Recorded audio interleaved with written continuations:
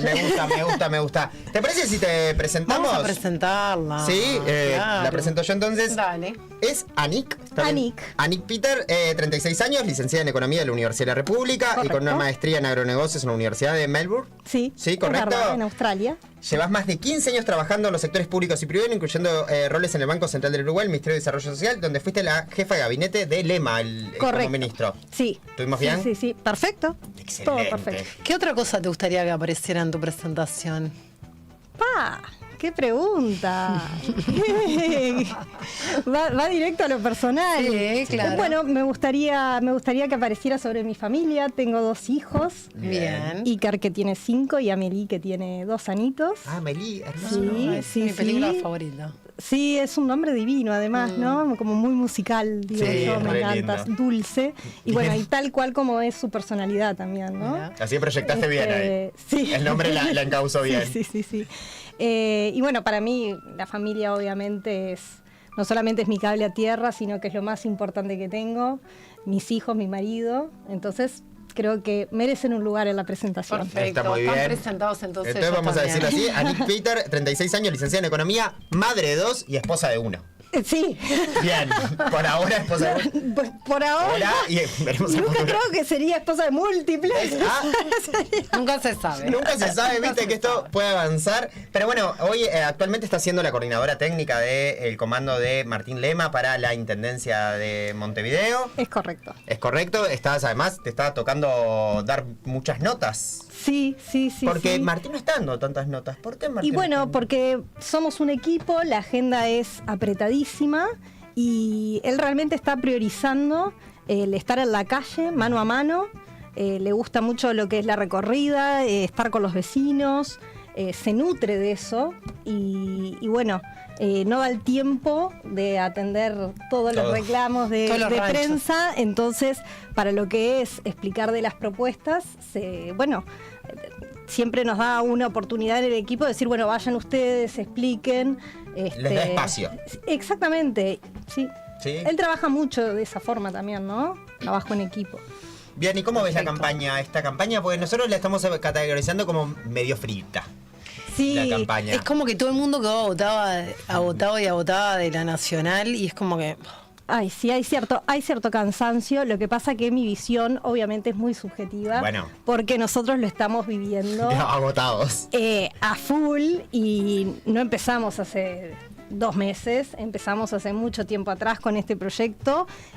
Particularmente mi persona y un equipo más reducido analizando lo que era la estructura de la Intendencia de Montevideo, la estructura funcional, la parte presupuestal, la parte programática, y bueno, nosotros venimos trabajando hace mucho y para nosotros es súper intenso esto. Para mí es la primera experiencia trabajando en una elección. Y ¿Es tu primera campaña ahí en equipo? Sí, qué momento. Sí. Y es intenso en todo sentido, demandante en cantidad de horas, en emociones. Y bueno, el equipo es fundamental, ¿no? Sí. A poder apoyarse en el equipo. Y la familia también bancando la toma también. También. Sí. Yo le digo a mi marido, faltan 7 días. Te juro que es verdad. Que ya llegamos. Son 7. Pero sí, me está bancando toda la familia a muerte, ¿Los mis peques papás, también? mis hermanos. Sí, también. ¿No extraña también. mamá? Sí, obviamente que ¿Hay reclamo? hay un poquito de reclamos, pero también hay como más permisos, ¿no? Como que pueden dormir en la cama, uno va como negociaste ajustando cositas, porque también es un tiempo que uno lo disfruta, porque a una le hace falta también, ¿no? Estar más presente. Pero bueno, En esto de ser un equipo y de que Lema te elige también como para dar las entrevistas, ¿vos ponés también una perspectiva como mujer cuando hablas en las entrevistas? Sí, en realidad, a ver, nuestro programa tiene cierto foco también para las cuestiones de género en varias áreas y a mí me gusta así ponerle esta impronta que creo que es fundamental y en el equipo se ve también. Nosotros en el equipo tenemos, por ejemplo, a la doctora Agustina Maschwitz, que ella es, abogada y especializada en lo que es género. Después dentro del equipo también está Fernanda Sfeir, que es la encargada de todo lo que fue el programa de convivencia.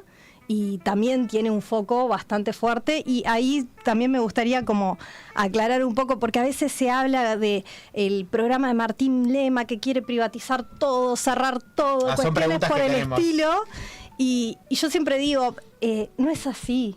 Y hablemos y realmente atrás de todo nuestro programa tratamos de ampararnos mucho en el sentido común y a las necesidades de la gente. Entonces siempre pongo el ejemplo de Comuna Mujer, por ejemplo. Para nosotros, Comuna Mujer puede ser discutible si tendría que haber estado a la intendencia en un comienzo, pero la realidad fue que quien comenzó en Uruguay a trabajar estos temas fue la Intendencia de Montevideo. Entonces, en el contexto en el que estamos, donde a cada 13 minutos hay una denuncia por violencia de género, que es un problema que preocupa, para nosotros como una mujer es algo que hoy no está en discusión si se queda o se va. Como una mujer se queda y se fortalece. Entonces, realmente en el equipo sí que tenemos como una visión que le da perspectiva de género. Porque también... ¿La perspectiva de género feminista? Sí, por supuesto. Sí. No, porque es una de las cosas que se ponen como en debate. Exacto. Y en esto, cuando vino Pilar, ¿cómo es? Presidenta de la Juventud del Partido Nacional, Pilar... Ay, ¿cómo es el apellido de Pilar? Ahora en este momento no sé. Simón. Gracias, producción. ¿Vieron? Esto es maravilloso. Una genia. Esto se llama Trabajo en Equipo. Pilar Simón vino y dijo, no, que bueno, nosotros planteamos, bueno, pero van todos dentro de la misma coalición, ¿no? Sí. Y ahí tenemos un Roque que plantea como algunas cosas muy distinto a Virginia y muy distinto a Martín, como en diferencias. ¿Cómo logran también articular eso en esto de las diferentes perspectivas que hay, en esto de, bueno, tanto Virginia como ustedes plantean que tienen perspectivas desde una perspectiva de género, una perspectiva feminista? ¿Cómo logra también vincularse eso con el resto de la coalición de gobierno departamental? Porque aparte, y puedo agregar una cosa a esa pregunta, porque aparte la perspectiva feminista no solo implica apostar a las comunas, sino también ver cómo va a estar conformado el gabinete en términos de paridad entre mujeres y varones, ¿no? Sí. Pero eso no está en discusión. De hecho, es más, si es por temas de números, el equipo programático de Martín Lema que armamos tiene muchas más mujeres que hombres. ¿Mirá? Muchísimos más. Y cuando estábamos en el Ministerio de Desarrollo Social, el gabinete tenía mucho más mujeres que hombres también. Sí. Y Martín siempre dice, a mí me gusta mucho trabajar con las mujeres porque siento que dan como estructura, solvencia, y tengo una anécdota con esto de irnos a lo personal y demás. Cuando yo empecé a trabajar con Martín y me hicieron la propuesta de que bueno, asumiera el cargo de jefa de gabinete, yo me acuerdo que en ese momento me había enterado hacía poquitas horas que estaba embarazada de mi segunda hija. Y 2 por 1, fuerte. Sí. Shock. Sí, fue shock. Una noticia tras otra, ¿no? Me acababa de enterar de eso, apenas lo había conversado con mi marido y recibí la llamada esta. Y yo en el acto sentí la necesidad de decírselo, porque obviamente era una tarea súper demandante y yo necesitaba sentir como la tranquilidad de maternar tranquila, ¿no? Y le dije, muchísimas gracias por la propuesta, me enorgullece, pero quiero que sepas que me acabo de enterar que estoy embarazada. Pero mirá que en 9 meses capaz que me tenés que dejar un ratito libre. Y claro, porque es un gran compromiso y el MIDES realmente exige de los que estábamos, de todos, ¿no? De los equipos técnicos desde la persona que está en la estructura funcional en el nivel más bajo hasta el más alto, exige mucho el MIDES, porque las situaciones cuando llegan al MIDES generalmente ya son desgracias consumadas. Entonces, no es, bueno, esto lo puedo dejar para mañana, ¿no? Hay que buscar soluciones en el acto porque estás hablando de familias, de niños, de madres, es muy complejo. Y bueno, yo le dije eso y a mí me llamó la atención su respuesta, que en el mismo momento me dijo, pero... ¿y a mí qué me importa? Así me dijo. Bueno, que le importa igual. Pero dijo, no, pero me lo dijo en una buena. Me dijo, si yo soy ministro de Desarrollo Social y voy a quitarte una oportunidad porque estás embarazada, no entendí nada. Me lo dijo así. Mira Martín Lema. Así fue como me lo dijo y bueno. Esto. Sí, para calor también. Sí, un poquito. Pero estamos está todos. bien. No, pero vamos, esto es así. Hay que sentirse bien y disfrutar. Sí. Es así, muy bien. Pero ¿te parece si vamos más a lo concreto de las propuestas para Montevideo que están planteando? Nosotros estuvimos ya con entrevista con varios candidatos y candidatas. a Montevideo. Y una de las cosas que más nos preocupa y tiene que ver con esto, no la típica pregunta que van a hacer con la basura, porque más o menos algo que encontramos fue que hubo como una sinergia en las propuestas, la basura diferenciada en origen, los contenedores soterrados. Pero, bueno, la propuesta de Lema, la propuesta que hacen ustedes, inaugura esta nueva propuesta de, bueno, vamos a tercerizar la limpieza, que eso, por ejemplo, a otras propuestas hacen que lo van a descentralizar en los municipios. Ustedes plantean más el tema de la tercerización. ¿Por qué la tercerización? Y bueno, porque eso está estudiado y si uno ve ciudades donde funciona bien y el sistema de recolección de residuos, ve que generalmente está tercerizado. Y también analizando la historia de la recolección de los residuos en Montevideo, nosotros vemos que como se están haciendo las cosas, no funciona. Y nuestro diagnóstico es que no funciona porque la Intendencia carece de la flexibilidad que requiere un servicio tan crítico. Y por flexibilidad me refiero a poder rápidamente subsanar problemas de contratación de personal, reemplazo de personal, poder subsanar problemas con los repuestos de los cañones. Entonces, todas esas cosas, a través de una empresa privada o varias, que sería el ideal, se pueden subsanar. Entonces nosotros lo que pretendemos es que la gestión pura de lo que es la recolección de los residuos, no estoy hablando de toda la cadena de la limpieza, la recolección de los residuos sea tercerizada y sea, digamos, a resultados, ¿no? Uh-huh. Entonces, si la empresa privada o las empresas privadas no cumplen con los pliegos licitatorios, y tenemos muy buenos ejemplos de pliegos licitatorios bien armados, incluso en Uruguay y en otros departamentos, la empresa tiene las sanciones correspondientes. Hoy, en el caso más extremo, no cobra. Y además se pueden incluir otro tipo de cláusulas, porque la idea no es quedar rehenes de una empresa si la empresa tiene un problema y no puede garantizar la continuidad del servicio.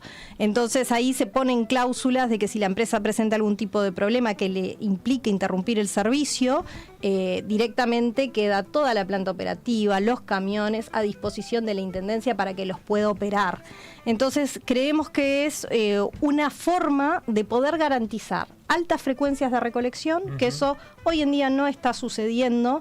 Y yo siempre digo, a mí lo que me parece más triste es que las peores frecuencias se dan en los barrios más carenciados. Uh-huh. Y estamos hablando, el día de hoy, el relevamiento que hicimos el día de hoy de la recolección de los diferentes contenedores es atroz. Está todo Montevideo con puntos rojos y negros, que eso significa que hace 5 o 7 días no se recogen los residuos en muchísimas zonas. Y obviamente nosotros siempre decimos, no vamos a ser ciegos y a decir que no existe el hurgado existe y sabemos que es parte del problema, pero también creemos que agrava mucho la situación el tema de no tener una frecuencia alta y las inspecciones diarias que hay que hacer a los contenedores, que eso los pliegos licitatorios cuando uno terceriza lo incluye. Uh-huh. Entonces hay experiencias, incluso en Montevideo con CAP y en otros departamentos del país, donde en los pliegos se exige que la empresa vaya a verificar al menos 4 o 5 veces el estado de situación del contenedor y recoja los desbordes. Muchas veces se escucha por parte del continuismo, por ejemplo, que con el sistema de motocarros esto se subsana. Pero hay dos cosas. A mí la solución del motocarro me pareció muy buena, sobre todo por lo que tiene que ver con la reconversión laboral de los clasificadores, me pareció una buena alternativa. Pero nosotros no podemos depender de esa solución porque no es una solución de fondo. Y además que le estamos exigiendo a la ciudadanía que oficie como secretario de la Intendencia llamando constantemente porque ve que hay basura en la calle. Y para nosotros eso no es justo porque la gente paga impuestos y tiene que tener un servicio acorde a lo que paga. Entonces entendemos que en estas visitas periódicas por día, visitas frecuentes en un mismo día, es la propia empresa la que se encarga y el sistema de alertas que se exige en el pliego licitatorio de hacer la limpieza alrededor de los contenedores al menos 4 o 5 veces por día. Y en esto de que van a terciarizar el tema del recogido de la basura, porque en el gobierno de Lema del ministerio fue muy cuestionado por la compra directa. de distintos servicios que tenían que ver con el MIDE, el 62% de compras directas, que había como...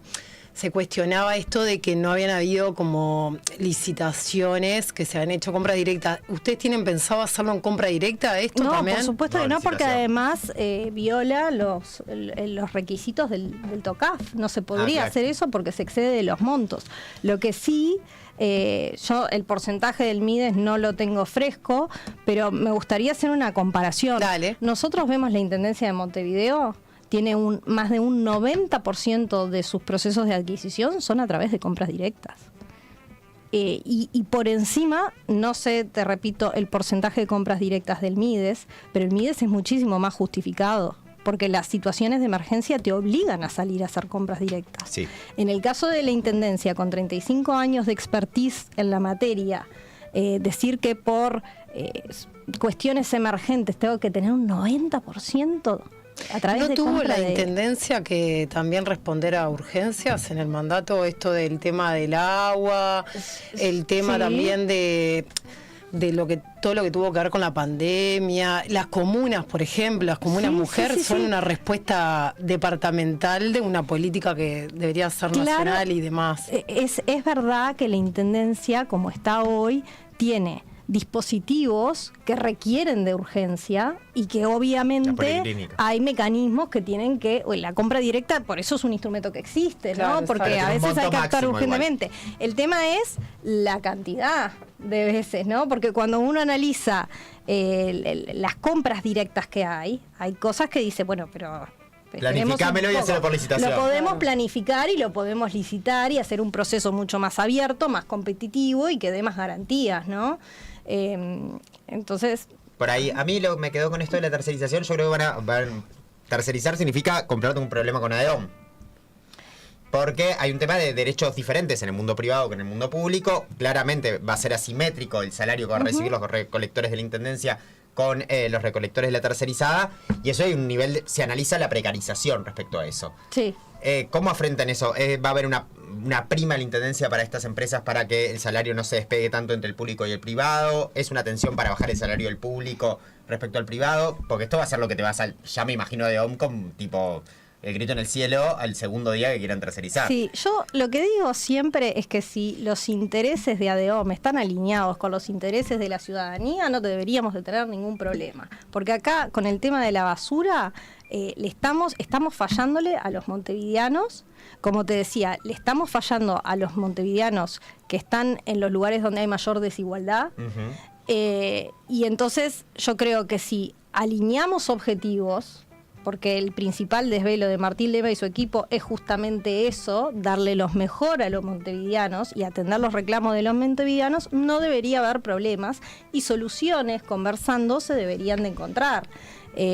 Nosotros decimos, es como la parte más complicada de todo esto, es decir, bueno, ¿qué pasa con los funcionarios que hoy en día trabajan en limpieza? No es que nosotros no lo hayamos pensado. No, y además la diferencia entre los propios protocolos, los que contratar tercerizados y los que ya están, también a nivel salarial. Sí. Ahí lo que yo tengo que decir es que, primero, esta medida se acompaña de incentivos retiros, que la idea es profundizar, es una herramienta que ya existe hoy en día en la Intendencia, es hacerla más atractiva, profundizarla para aquellas personas que tienen la causal jubilatoria formada, que se puedan retirar cobrando una parte de su salario y no asistir a trabajar. Luego, lo otro que es importante para nosotros... Perdón, ¿y esos cargos no se abrirían de vuelta? No. O sea, lo que haría es incentivar para que te jubiles y ya después, como tercerizo, esa función no la abriría más. Sí, pero acá... Solo para entender. Sí, pero ¿sabes lo que me gustaría aclarar acá? Obvio. Porque uno cuando habla de estas cosas o se habla de cerrar servicios, no sé cuánto, nosotros vamos por el lado contrario. Estamos buscando recursos para abrir muchos más servicios. Para abrir que las calles estén bien, que las veredas estén bien, que haya mejores infraestructuras, que la limpieza funcione. Y todo esto genera empleo, genera un montón de empleos, son obras grandes de infraestructura. Esto realmente mueve la economía, más allá de las propuestas concretas que tenemos en la parte de desarrollo económico para todo el impulso de MIPYMES y demás. Me gustaría aclarar eso, porque a veces siento como que queda esa sensación de, la gente se va a quedar sin laburo. Y es todo lo contrario, porque acá lo que se está buscando es eliminar ineficiencias que hay en la Intendencia de Montevideo, porque las hay y no son negadas por los candidatos del Frente Amplio, no lo son. No. Entonces es tratar de optimizar los recursos y llevarlos a los lugares que son la demanda ciudadana. Porque si uno va y como cuando hacemos las recorridas por los barrios, la gente se acerca y te dice, no puedo más con las veredas, mi madre se cayó, se rompió la cadera. Y bueno, nosotros queremos cambiar el paradigma de esas cosas. Es decir, no, ¿saben qué? La vereda es responsabilidad de la Intendencia. Y nosotros nos vamos a hacer cargo de arreglar las veredas. ¿Cambiarían esa normativa? ¿La cambiarían para que sea la Intendencia? Por supuesto que vamos a cambiar el digesto. Es una de las principales medidas, ni bien asumimos. Ahí con Martín y en el equipo siempre hablamos como del manual de instrucciones, ¿no? Las primeras 10 medidas, tipo, los primeros 10 manuales. Sí, y con cada área temática lo conversamos todo el tiempo. No es solamente la idea, sino cómo la ejecuto. No hay tiempo para perder. De hecho, Martín dice, si nosotros tenemos la oportunidad de ganar el 11 de mayo, el 12 de mayo estamos culminando pliegos, siguiendo con este manual de instrucciones para cuando asumamos el 12 de julio, ni siquiera va a haber acto de apertura, por así decirlo. Se va derecho a trabajar porque no se puede perder un minuto más. En esto que planteás y pensando también en el spot que es Ya fue. Ya está. Es verdad, como en esto de la continuidad también, ¿no? Ustedes... en esto de que entran y ya se van a poner a trabajar y asumen que hay cosas que la Intendencia viene haciendo que está bien. Sí. Por ejemplo... Sí. Y empecé la entrevista comentando como una mujer. Hay muchas cosas. Los CEDEL están muy bien también y nosotros queremos profundizar por ese lado. Hay muchas cosas que también que se hacen bien y que nosotros no somos dueños de la verdad. Ni vamos a pensar que todo lo que proponemos nosotros o que vamos a arrancar de cero. Hay cosas que están bien y hay cosas que hay que mejorar. Y dentro de las que hay que mejorar, hay muchas que liberan recursos, porque esa es otra sensación que a uno le da, ¿no? La Intendencia está con números rojos, se sabe. Hay discusión sobre ese punto. Bueno, está asfixiada económicamente. Hay algunos que le dicen que es culpa del gobierno nacional anterior. Sí, hay un debate de relato. Y ahí podemos entrar en esa discusión que venga. No. A mí me con chocolate, por favor. No, esa discusión me divierte porque es impresionante como los pequeños detalles que se omiten en ese relato. Pero... decía, la Intendencia está con esos números rojos y la gente dice, si va a tercerizar el servicio de limpieza no le va a quedar un peso y cómo lo va a hacer. Y tenemos un montón de cosas para arreglar. No sé si ustedes vieron la nota que salió hoy en El País. No llegamos. De las horas extras. Sí. Lo que se acaba de revelar. Sí. ¿Ya lo comentaron en el programa? Yo voy a hacer ahí solo una salvedad porque de horas extra del Partido Nacional es también meterse en una camisa 11 varas. En las intendencias. No, sí. A ver, acá cuando las cosas se hacen mal hay que condenarlas. El Partido Nacional condenó el caso de Artigas y de hecho pidió la desafiliación del partido de los involucrados. Sí, igual están de vuelta en el juego bajo el lema del Partido Nacional con otros nombres arriba, pero siendo parte del protagonista de la historia.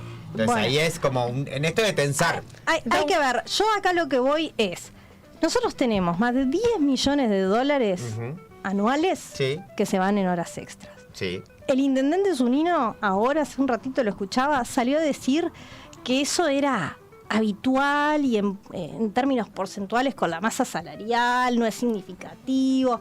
Sí, claro, porque masa salarial tiene 390 millones de dólares, a los cuales le suma unos 50 millones de dólares más de contrataciones profesionales, artísticas y técnicas, y 10 millones de dólares más de becarios y pasantes, pero se está olvidando que es un problema estructural, porque estos 10 millones de dólares que se gastan en horas extras equivalen a más de 880.000 horas extras por año, que equivalen a tener 424 funcionarios más, trabajando 40 horas semanales, en un total de 14.000 vínculos laborales, que no sería nada de esto un problema si la ciudad fuese un jaspe.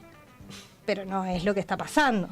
Entonces, estas cuestiones hay que revisarlas, porque además tenemos la anécdota de horas extras en casinos cerrados, horas extras en parques y zoológicos cerrados en pandemia. Entonces, ¿cómo algo que está cerrado puede requerir, de además del funcionamiento normal, horas extras?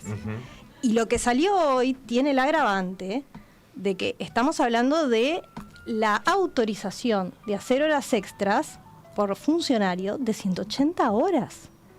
Que eso equivale a trabajar desde las 7 de la mañana hasta las 12 de la noche. Entonces, yo realmente estoy... En carnaval pasa igual eso. La gente que organiza carnaval y eso sucede... No, perdón, pero en esto de que... Pero acá yo te voy a poner un ejemplo. Esto pasa, por ejemplo, con funcionarios de un CCZ. Ok. Y el CCZ tiene un horario de atención de 10 de la mañana a 15:30. Sí. Entonces, yo puedo entender que más allá de que no estén atendiendo al público, puedan seguir trabajando y requieran horas extras. Pero... Explícame un poquito más. Es un poquito mucho. Me parece interesante pensar en esto que estás hablando de los centros comunales zonales, porque en realidad el Partido Nacional tiene dos municipios, sí, el F y el E. Tiene tres. El CH, el F y el E. y el E. Matilde está en el CH, después está Meme Ruiz Juan Pedro en el F. No, perfecto. Ahí también, porque el otro día uno de los candidatos a alcalde del Frente Amplio, Pedro de E. Juan Pedro. No el del F, el candidato del Frente Amplio, Pedro Ale, que le está convirtiendo a... En el F está Juan... en el E está por la coalición republicana, el Negro Huilla. Sí. No me repite. Sí, y ahí plantearon que también tenían muchas horas extras. Eso te iba a preguntar. Justamente. Es eso, es tipo, sería esto que ustedes están plantearían tanto para la intendencia como para todo el municipio. Es que acá lo que se necesitan son explicaciones de por qué se autorizan. Acá cualquier alcalde puede pedir que se corra más cerca de mí. Perdón. Juntate más, nos juntamos más. Ahí. Un poquito. Estamos divinas. Esto es para que te salga bien el ritmo. Ahí, la ahí, un poquito. Ahí salís espectacular, un perfilum. El micrófono no te lo pongas tan... No, más acostado como tenemos... Perdonen, no, pero bienvenido al stream. Lo bueno que tenemos esta libertad. Yo les dije que era todo nuevo. Disfrutalo, que es una linda laboratorio. Las horas extras. Las horas extras. Acá hay procedimientos que se autorizan por la Intendencia de Montevideo. Yo no conozco los detalles del caso de Meme Ruiz y realmente, tendrá que dar las explicaciones que correspondan, que tenga que dar, pero acá quien autoriza las horas extras es la Intendencia de Montevideo, con informes realizados por la Administración de Personal, Gestión de Recursos Humanos, y quien firma la resolución autorizando estas erogaciones es la Intendencia de Montevideo. Entonces, yo creo que es importante revisar todas las horas extras. Y a mí me parece que sí. Tanto de la Intendencia como de todos los municipios. Me parece que sí, que es importante esclarecer, porque acá en definitiva lo que se está jugando son los recursos de los montevideanos, y me parece que es una cuestión de transparencia, de legalidad, de proceder bien, y además no nos olvidemos que en el caso de las horas extras en la Intendencia de Montevideo, año tras año el Tribunal de Cuentas observa estos gastos. Claro. Sin embargo, se siguen reiterando. Entonces, cada uno va a tener que dar las justificaciones que entiende pertinente. ¿Yo? ¿Sigo? Si querés. Dale. Dale. Hay preguntas en el chat. Mira, Robito dice preguntas en el chat. Dale. Ustedes plantean la aplicación de la ley de faltas. ¿Cómo consideran que la ley de falta puede llegar a generar algún impacto sobre la gente en situación de calle? Bueno, es un tema sensible ese, porque justo a mí me toca la, y además vos venís fibra, de la otra. Vengo del MIDES. Exacto. Y realmente es un tema muy complejo. A mí la forma en la que yo lo veo es: las personas que están en situación de calle necesitan urgente ayuda. Estamos hablando que según el último censo que hicimos, 9 de cada 10 de esas personas tienen problemas de abuso de sustancias y problemas de salud mental. 54% de esas personas tienen trayectorias de criminalidad con múltiples entradas al sistema penitenciario, y estos son autodeclaraciones, ni siquiera sabemos... Ni siquiera hay una cotejado con el dato. Están los cruzamientos de los datos, esto es lo que la persona declara. Entonces, cuando nosotros vemos una persona en situación de calle, yo lo pienso como si fuera un familiar. Las familias muchas veces no pudieron más con esa situación y realmente se necesita que el Estado intervenga. Y el problema viene muchísimo antes. El problema no es solamente lo que lo llevó a la calle en el último momento. Acá hay problemas de violencia doméstica, de abusos, de pobreza. Hay problemas que empezaron mucho antes en el INAU en estas historias, ¿no? Entonces, acá lo que se necesita realmente es una batería de políticas, pero la Intendencia tiene que velar por el disfrute de los espacios públicos, y una forma de ayudar a estas personas es hasta por insistencia pidiéndoles que se retiren y acompañándolas hasta las puertas del MIDES para que lleguen a un refugio. A nosotros nos pasaba como MIDES, el MIDES es la cara social, tiene una impronta social. El MIDES no puede levantar un campamento. El MIDES va con sus equipos, habla un montón de tiempo con cada una de esas personas. Un gran abrazo del equipo calle del MIDES, que lo dan todo, no reciben nada por eso. Es que es impresionante el esfuerzo. Son gladiadores de la realidad. Se me pone la piel de gallina y me saco el sombrero por los técnicos del MIDES, realmente, porque además tienen esa impronta de trabajador social que te conmueve y la resiliencia que tienen, porque uno dice, ay, por Dios, yo que acompañé bastante, en los días que me tocaban esas situaciones más de cerca, decía, yo no tengo la formación para hacer esto, porque quedaba devastada semanas, ¿no? Claro, pero a mí lo que me parece como interesante con respecto a esto, en el 2023 el MIDES registró un 48% de aumento de personas en situación de calle con respecto al 2021. Sí. O sea que entendemos que algo pasó que generó que hubieran más personas en situación de calle, ¿verdad? Cuando vos planteas la problemática de las personas que tienen problemas de salud mental, básicamente, porque tanto la adicción como problemas tienen que ver mucho con la salud mental, lo planteamos en términos de sacar a las personas de la calle, porque visualmente una persona en situación de calle molesta, porque por el rancherío que te arma en la puerta del edificio. Sí, es un dato lo que dice la gente. Sí. Mirá que no lo digo yo, lo dicen... Son Mirta, la gente. Claro, soy Mirta Legrand. Aparte, con esta chaqueta de Animal Print puedo ser Mirta tranquilamente. Pero lo que te quiero decir es, yo estoy hablando de lo que escucho en el discurso, que es tipo, meme a la vereda. Pero son realidades. Sí. Es lo que estoy planteando. Sí. Entonces, la pregunta entonces con respecto a la causa, ¿es sacarlo o trabajar sobre la salud mental? ¿Y cómo la Intendencia puede llegar a trabajar sobre esas causas, no? Bien. Me encanta tu pregunta, porque es algo que a nosotros realmente nos mató cuando llegamos al MIDES. Nosotros llegamos a un MIDES con 2 escarbadientes, y lo digo en serio. Cuando nosotros llegamos al MIDES, además de que a los 13 días llegó la pandemia, que no fue nada menor, teníamos 5 camas para hacer compensaciones. Teníamos 114 camas para trabajar desintoxicaciones. Era todo lo que había. Dependiente del MIDES. Era todo lo que había en coordinación con ACE para que el MIDES pudiese usar. Todo. No había política pospenitenciaria. No existía. Y nosotros, me acuerdo que cuando dijimos... Eso igual sigue, ¿no? Pero no. Ahora hay, pero son planes pilotitos. Es un plan piloto de 500 personas que nosotros hicimos. Mira, varias cosas. Primero, no, porque son temas que a mí además me apasionan. Pero además, si se te mueve el corazón, mejor. Me encanta. Dejé, y no quiero decir yo, pero dejamos también con el equipo. No solamente con los directores nacionales. Cuando hablo del equipo, hablo del equipo técnico, que más allá de colores políticos, dejan toda la cancha. Nosotros cuando dijimos, vamos a traer a la DINAL y al Ministerio de Desarrollo Social, todo el mundo Pero todo el mundo, no, están locos, otro problema, ¿cómo van a hacer? Y nosotros decíamos, no, para nosotros es una herramienta, es una solución. Tenemos un problema que está clarísimo, de esta puerta giratoria que hay entre situaciones de criminalidad y situación de personas y personas en situación de calle, y necesitábamos herramientas para poder empezar un nuevo camino y decir, el MIDES tiene que tener una política para las situaciones postpenitenciarias.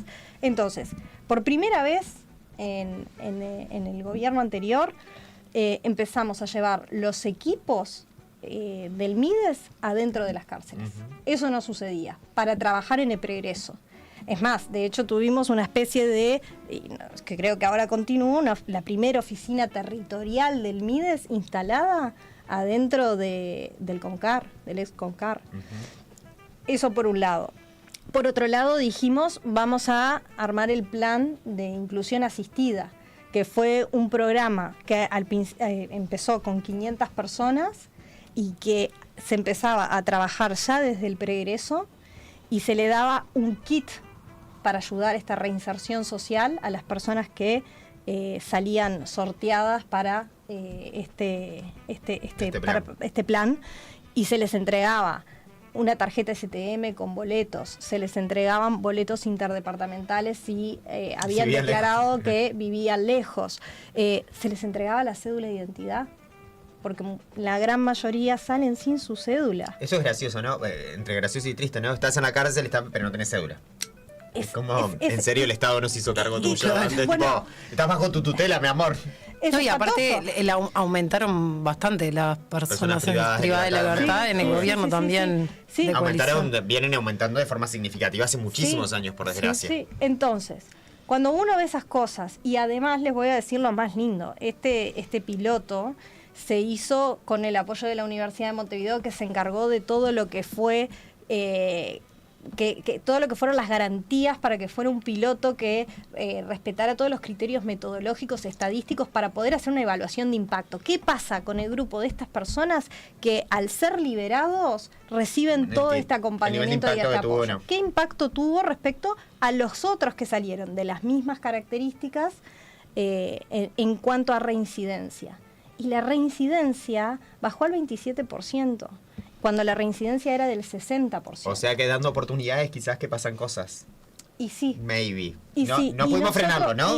No lo pudimos frenar como país, ni en los gobiernos del Frente Amplio, ni en el gobierno de la coalición de gobierno. Sigue incrementando la gente en calle, sigue incrementando la cantidad de personas privadas de libertad y sigue incrementando la cantidad que liberan también. Claro, yo voy a decir algo. Yo soy consciente, camino, no solamente por mi barrio, camino por muchos lados, hablo con un montón de gente.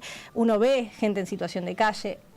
A uno le da la sensación que cada vez más, es un dato, hay cada vez más, pero a mí lo que me gustaría recalcar es que a pesar de la pandemia, entre el año 2016 y el año 2019, el incremento de las personas en situación de calle fue de un 88%.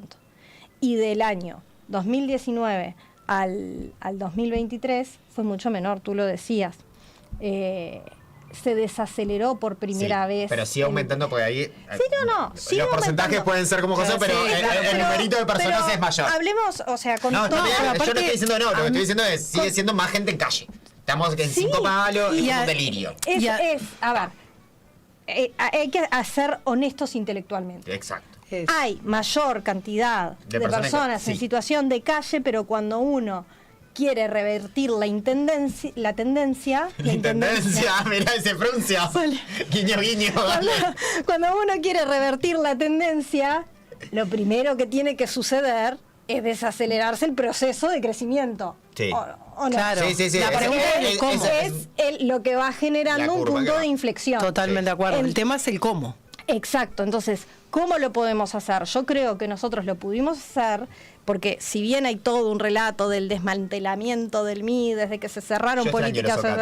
Yo los OCAT los extraño. Bueno, muchísimo. Sí, yo sé que se cerraron los OCAT, pero no se dejó es más, con los recursos que se iban a los OCATs, me estoy poniendo a defender me sale el politólogo y me pegue con esto. Se desarticularon los OCATs, pero eso redundó en muchas más horas de presencia en territorio y de los funcionarios que trabajaban en la Dirección Nacional de Igual salgamos del MIDES porque nos saltamos de la Intendencia. Apasionadísimas nosotras. Es que es re bueno hablar de todas estas cosas. Pero a mí me parecen súper importantes, pero la aplicación de ley de faltas ayuda. Porque nosotros... Pero también, ¿qué pasa si la persona no quiere un refugio? Y te estoy aplicando la ley de faltas. ¿Qué voy a tener? Voy a llamar a la milico. La Intendencia tiene que avisarle a la policía. Y eso significa que voy a tener más gente no privada de libertad de forma concreta, pero sí como reprimida. Pero ¿sabes? La ley de faltas no puede ser una represión. No, pero uno no puede uno ser indistinto a la situación. A la persona igual hay que ganarle hasta por cansancio de que se deje ayudar. Y esto sí requiere de que el Ministerio de Desarrollo Social, y lo quiero decir con orgullo porque realmente lo hicimos, genere las capacidades para recibir a esa población. Nosotros más que triplicamos la cantidad de refugios. No, igual tener más refugios igual es triste. Bueno, pero es triste, pero tenemos que atender la situación. Porque no, la emergencia te lo entiendo. Cuando llega la persona al estar en la situación de calle, ya todas las desgracias sucedieron. Sí, hay que cazarlos antes. Bien, tenemos que hacerlo antes, tenemos que hacerlo todos antes. Exacto. Acá, cuando uno ve, bueno, dentro de las políticas penitenciarias que llevamos adelante, una de las medidas era una campaña de concientización importante que se hizo por todo el país. Y se hizo también a través de una película que contaba la historia de vida de 3 personas que estuvieron privadas de libertad y algunas por homicidios y demás. Para intentar sensibilizar y que la gente entendiera por qué se llega a esa situación, ¿no?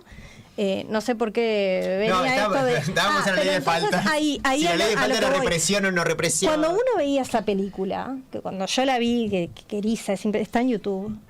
¿Cómo es? Ustedes me preguntan los nombres y se me olvidó el nombre. Pero la trajiste vos igual, yo creo que acá te metiste solito. Sí, lo admito. Cuando uno ve esas historias de vida... Te parte el corazón. Cuando yo la vi el estreno, no había visto los extractos anteriores. Me acuerdo que mi primer comentario con Martín fue: ¿cómo falla el Estado? ¿Cómo falla el Estado? Porque estas historias de vida, lo único que nos muestran es que el Estado falló cuando esa persona era un niño. Falló el INAU, falló ACE, fallamos todo el tiempo. La educación. Falló la educación, pero fallamos, total. Sí, fallamos. El Estado y además, falla en cómo esas trayectorias el Estado de vida. falla y también la sensibilidad, como decís vos, social falla, ¿no? Porque claro. He escuchado de diferentes personas de todos los colores políticos, tanto derecha como izquierda y centro, plantear esto del problema de los que te sacan la cosa de la basura y te la dejan afuera, de los que duermen en la calle porque molestan. Nunca el drama o la preocupación es cómo hay gente que está comiendo de la basura, ¿no? Sino que es, me dejaron toda la basura fuera del contenedor. Más deshumanizado. Es un poco deshumanizado, ¿no? Entonces, yo creo que hay un poco de todo. Yo creo que la sociedad uruguaya realmente se preocupa mucho y creo que es muy sensible a ciertas situaciones, porque así como está eso, también tenés a los vecinos que tienen una persona en situación de calle y que van y le dan comida, sí, y que van y que le llevan mantas y que se preocupan, o uno ve también con situaciones de cuidacoches irregulares, que la gente, el cuidacoche se vuelve medio como parte del barrio y los vecinos lo quieren. Es un pacificador, yo creo que hay sensibilidad. Muy bien. Estuviste bien, sí. Hay sensibilidad social, pero por el otro lado también se empieza a generar hartazgo, cansancio. Y no es porque la culpa la tenga la persona que está en la peor situación. Creo que hay cansancio porque hay mucha gente que dice: ¿por qué si yo pago mis impuestos? ¿Por qué si yo cumplo? ¿Por qué si yo hago todas estas cosas? Tengo que ver a mi alrededor esto. Hay hartazgo, pero no me estoy refiriendo solamente a la Intendencia. Hay un hartazgo para con el Estado. ¿Por qué no se actúa como se tiene que actuar o por qué llegamos a este punto? Entonces, creo que hay un poco de las dos. Hay sensibilidad social, yo la veo, y la veo en el colegio de mis hijos, por ejemplo, hacen un montón de campañas para con las personas en situación de calle, para los niños de barrios carenciados. Hay mucha sensibilidad social, pero por el otro lado también hay cansancio de decir, no puede ser que esta gente dependa exclusivamente de la ayuda del vecino, sino que tiene que haber tiene que haber otra cosa, porque también es garantizar calidad de vida para todos. Bueno, una mujer que entrevistamos por el 8M, que era de un asentamiento, hablaba de la renta básica por persona. Universal. Uh-huh. Departamental, estaría bueno que la Intendencia nos pague a todos por vivir. Ser ciudadanos de Montevideo. Bueno, mira. A ver. ¿Cuánta plata me vas a dar? Haceme el reel. No, porque lo voy a llevar para otro lado, pero me interesa ponerlo sobre la mesa porque tiene un puntito ahí de connection ahí. Me gusta. El tema cultura. Lo abriste vos, está polemiquísimo.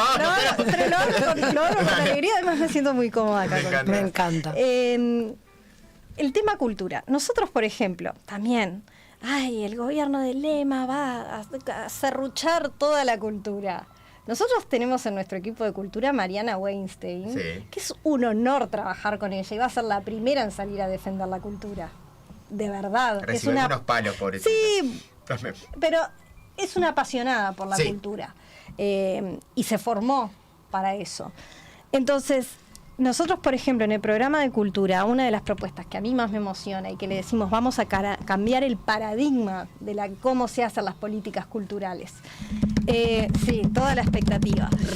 Dale. Exacto. Vos, cuando uno analiza las políticas de cultura, hay políticas de oferta y políticas de demanda. Uh-huh.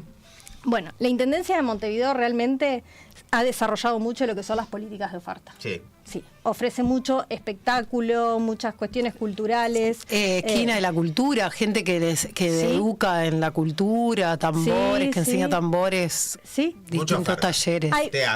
Hay muchas cosas, están los maravillosos elencos estables. Bien, pero en cuanto a lo que son políticas de demanda... Definí políticas de demanda. Las políticas de demanda vendrían a ser las políticas que intentan incentivar el consumo de la cultura, enfocándose en la posibilidad de aumentar la demanda, de que la persona pueda acceder a más cultura. No solamente te ofrezco el espectáculo, sino que tú puedas acceder porque tenés los medios para acceder. Perfecto. Entonces, boletos para poder ir, por ejemplo, a... Nosotros en la Intendencia de Montevideo... Tipo Montevideo Libre. Exacto. Vemos un único ejemplo que es Montevideo Libre. Hay gente que decía que era parecida a la tarjeta joven cuando se inició con Gandini en el INJU. Quiero decir, para acá, estudié, ¿vieron? Sí, es correcto. Es chiquititito el ejemplo del Montevideo Libre. Y nosotros lo que queremos hacer es, en vez de gastar cientos de miles de dólares en un espectáculo, decir, bueno, vamos a utilizar ese dinero para llevarlo a una tarjeta cultural que le habilite a la gente elegir lo que quiere consumir como bien o servicio cultural. Ya sea un espectáculo, un libro, lo que sea. ¿No me vas a traer Lady Gaga entonces a la Rambla de Depósitos? Yo, perdón, en 2,5 millones, 600 millones de reales movilizó la economía. Yo estoy igual, No, porque la cultura, de verdad lo digo, la cultura realmente es motor de desarrollo económico. Muchísimo dinero. Pero sí, claro que sí, porque no es solamente el espectáculo, es todo lo que se desarrolla alrededor, todo lo que mueve de transporte, todo lo que mueve de comida, el post-show, que hay muchísimas cosas. Entonces, nosotros reconocemos eso y es fundamental, pero también reconocemos que no siempre la Intendencia tiene que elegir qué es lo que va a consumir la gente.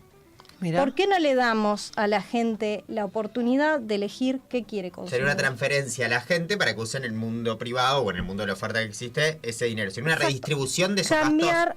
Partido Nacional y redistribución, ¿vieron? Para los que dicen que no. Sí, pero a ver, cuando nosotros hablamos, porque existe este relato. No, es que existe este relato, y además en el siglo XXI esto no tiene que existir más, porque hay políticas que no son de derecha y que son de izquierda. ahí. No, perdón, soy politóloga. En esas cosas me sale mi botón parafrénico, perdón. Pero a ver, ojo el cuadro porque tenemos objetivos en común. Cuando nosotros decimos queremos ser más eficientes para abrir servicios, realmente el foco está en servicios que hoy en día no llegan o son muy malos, justamente en los lugares donde se dan los peores problemas de desigualdad. Sí, también es real que no hay tanta oferta privada en la periferia de Montevideo. Y si no está el Estado, no hay oferta. Exacto, pero ¿sabes por qué?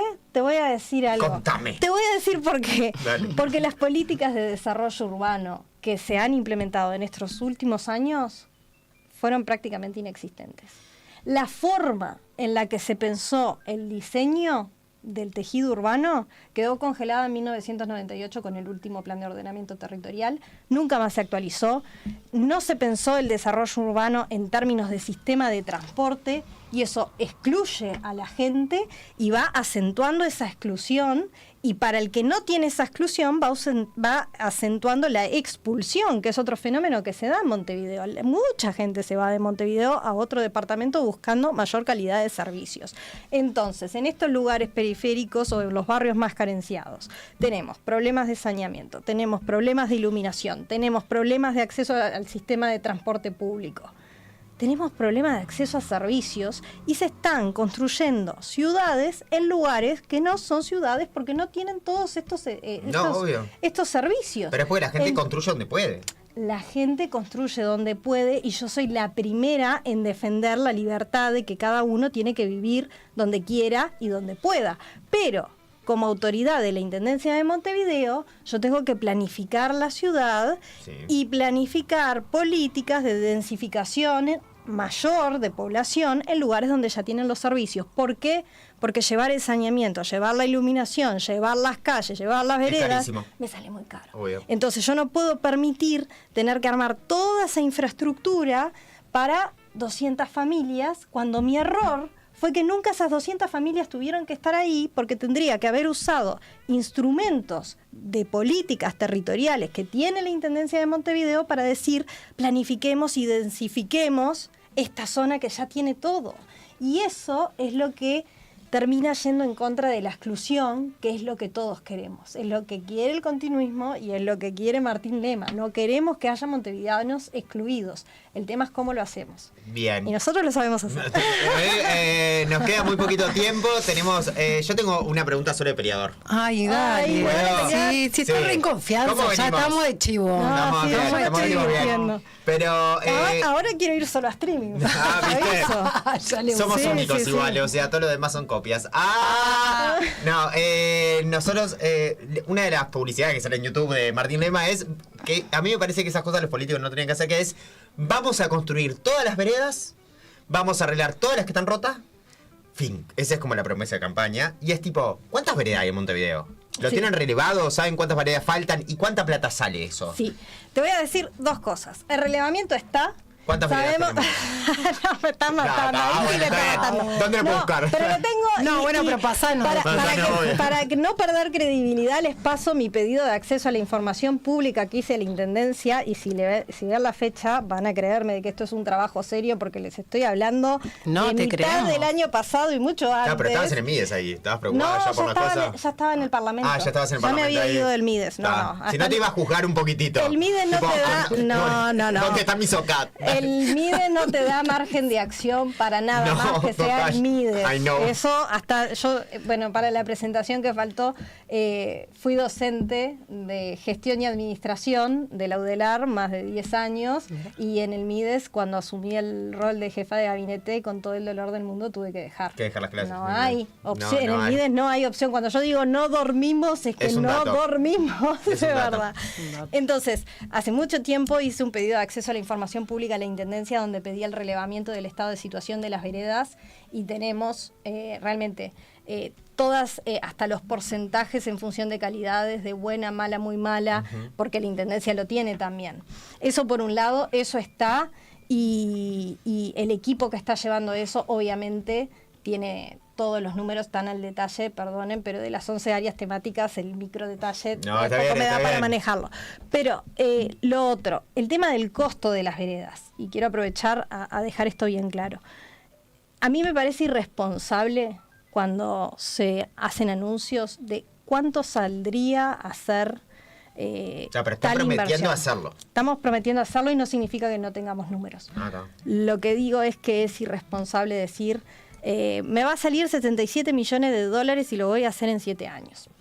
Primero, porque yo no puedo poner un precio que de repente estoy fijando un precio para una licitación mucho más alto de las ofertas que voy a recibir. Es como que estoy fijando un piso. Ya a priori le digo a las empresas cuánto estaría dispuesto a pagar. Eso entiendo. Es un error de gestión garrafal. Eso en clase no lo dirías. A los gurises tipo, no digan antes el precio que están dispuestos a pagar. Estamos mostrando las cartas antes de que se empiece el juego. Siempre aprendemos acá. Siempre aprendemos, No, es un error de gestión. Sí, total. Estoy de acuerdo contigo. Cuando vamos a negociar, no te digo que estoy dispuesto a negociar yo. Y mostrar las cartas, todo y después vemos. Mostrar las cartas antes nunca es bueno. Nunca es bueno. Así que, pero sí lo tienen relevado, saben cuánto es. Sí lo tenemos. Y en el tiempo que en 5 años lo podrían hacer. Y yo creo que sí.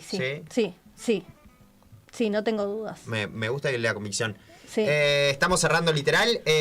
Solo un comentario, estamos en el mes de mayo, un mes de la memoria para nuestro país. Uno de los socios de la coalición de gobierno, Roque de Cabildo Abierto, planteó que era un curro el tema de los derechos humanos. Montevideo se ve muy movilizada en cada mayo por la marcha del silencio en particular.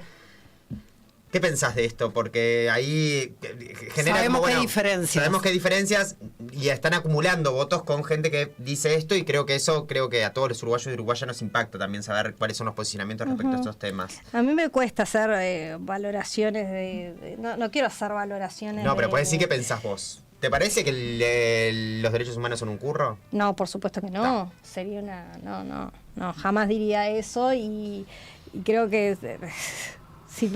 no, me explota la cabeza, no puedo pensar eso, no puedo decir que los derechos humanos son un curro. No puedo decir, y además va en contra no solamente de mi ser, de lo que pienso, sino que además va en contra es como si le pusiera una bomba al programa de Martín Ledesma, que es un programa que se basa en restaurar derechos.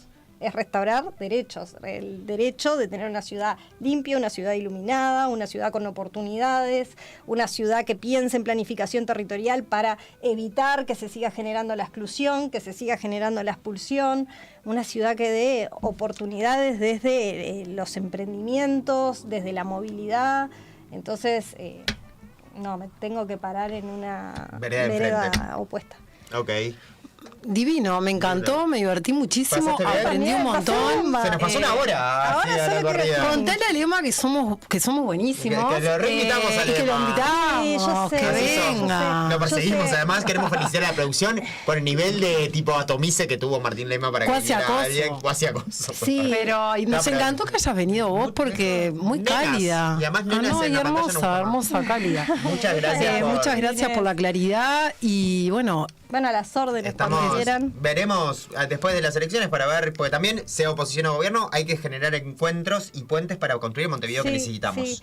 Igual de todas formas, dale, si querés el último minuto de por qué votar a Martín Lema, dale. Bueno, sí. ¿Por qué votar a Martín Lema? Justamente porque nosotros vamos a realizar las acciones que se necesitan porque no tenemos mochilas, no tenemos corporativismos arriba, no tenemos compromiso, podemos hacerlo y queremos realmente devolverle a los ciudadanos lo que se merecen. Entonces, por eso pedimos una oportunidad, porque nosotros tenemos la convicción de que con el programa y el equipo que tenemos podemos sacar adelante la intendencia y una intendencia que justamente ponga en el eje las necesidades de los montevideanos.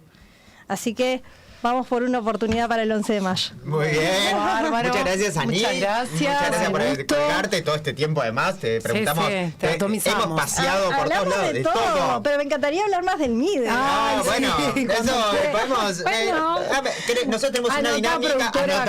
Anoten. Cuando quieran. Tenemos una dinámica en este programa que se llama el antidebate.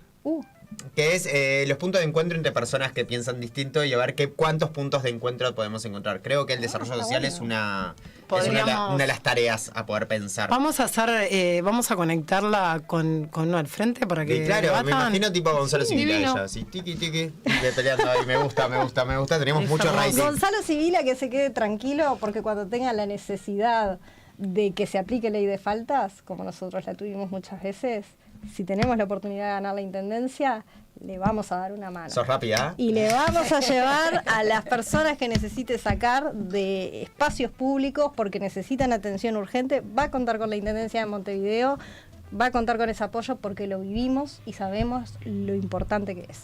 Bien, de bien. Perfecto. Muchas gracias, Anit. Bueno, muchas liberamos gracias, también gustazo. por acá. Gracias. Vos dejá el coso y salís sin... Andá, nosotros seguimos andá con al la aire un familia, ratito. que es domingo. Vaya a dormir y a disfrutar de la Claro, fe que eso. sí, Sí, obvio. claro. Muchas gracias por venir. Bueno, y a ustedes les decimos que ahora vamos a seguir un poquitito más. Queremos agradecer en el día de hoy. Recordamos que Sandra Lazo no había podido venir, que iba a venir hoy Sandra Lazo también porque tuvo una dificultad.